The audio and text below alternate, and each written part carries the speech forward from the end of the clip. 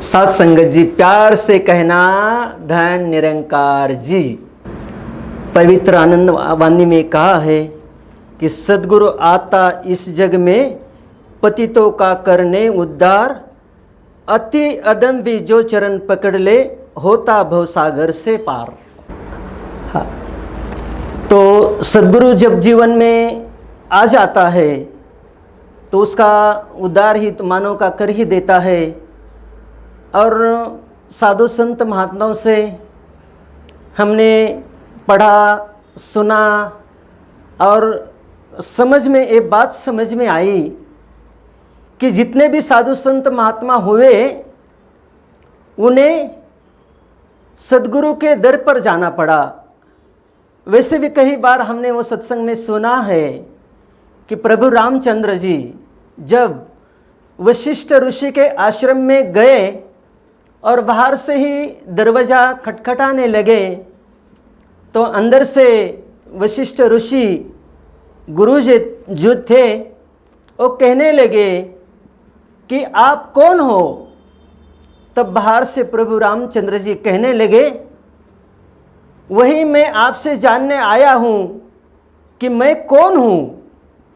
और जब उन्होंने वशिष्ठ ऋषि जी ने प्रभु रामचंद्र जी को एक ब्रह्म ज्ञान दे दिया, तब उन्हें समझ में आया कि मैं कौन हूँ, मैं कहाँ से आया हूँ, मुझे कहाँ जाना है। तब ये पता चला। और सद्गुरु जो है वही कार्य कर देता है। और पुरातन साधु संत महात्माओं ने जो भी अवतार लेके इस धरती पर आए सबने गुरु किया। भगवान श्री कृष्ण को गुरु करना पड़ा, प्रभु रामचंद्र जी को गुरु करना पड़ा। और जितने भी साधु संत महात्मा हुए उन्हें सबको ये ज़रूरत पड़ी कि गुरु करने की ज़रूरत पड़ी। और जब तक जीवन में पूरा सद्गुरु नहीं आता तब तक ये ब्रह्म ज्ञान हमें मिलता नहीं। और हम तो प्रयास करते ही रहते हैं, बस हमें वो परमात्मा मिल जाए, हमें वो निरंकार का दर्शन हो जाए जो कन वासी है, घट घट वासी, अविनाशी है। और आज भी जब ये साधु संत महात्मा ये परोपकार करते हैं कि जो भी सद्गुरु के चरणों में आता है और कितना भी पापी भी इंसान हो तो जब गुरु के चरण पकड़ ही लेता है तो उसका तो जीवन है वो आनंदमय बन जाता है और परमात्मा का नूर देखता है।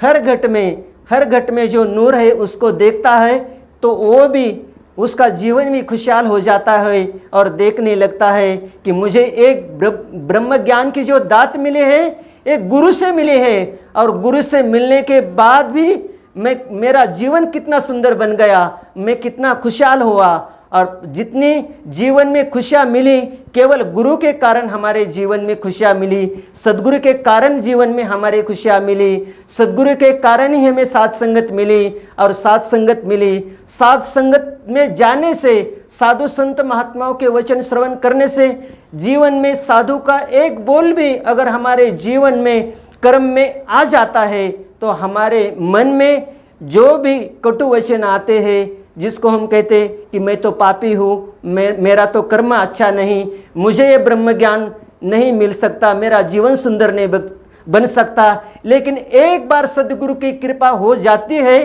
तब उसका जीवन ही सुंदर बन जाता है। और जो भी गुरु के चरणों में आएगा उसका तो जीवन सुंदर बन ही जाता है।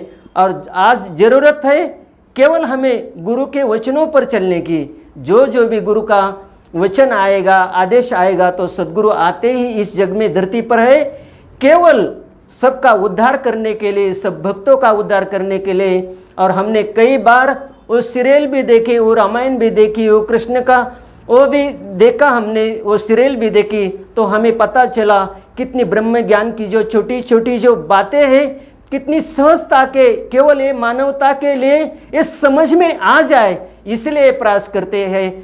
हर एक का ये प्रयास रहा है कि हर एक मानव जो जीवन है अंधकार में उसका जो जीवन है वो अंधकार में नहीं, वो प्रकाश में विचरण करे। और आज सद्गुरु इसीलिए आता है, सबका जो जीवन है वो प्रकाशमय करने के लिए आता है। तो हमें पता ही है युगों युगों से साधु संत महात्माओं ने हमें ये प्रेरणा दी है कि गुरु के शरण जाने से ही ब्रह्म ज्ञान प्राप्त होता है। तो आज भी इस जीवन में गुरु के शरण जाने की आवश्यकता है और हमें ये प्रेरणा मिली है साधु संत महात्माओं से कि हमने उनके वचनों पर ध्यान देना है और गुरु के शरण में जाना है। आज भी कलयुग में अगर हम सद्गुरु को शरण नहीं जाते तो हमें ये ब्रह्म ज्ञान नहीं मिलने वाला। हम कितना ही प्रयास कर भी लेते हैं तो हमें आज सद्गुरु के शरण में जाने की आवश्यकता है और जो जो भी गुरु का वचन आए उस पर जीवन हमारा बने। तुलसी इस संसार में सबसे मिलाए धाय, ना जाने किस रूप में नारायण मिल जाए। तो आज नारायण किस रूप में मिल जाएगा?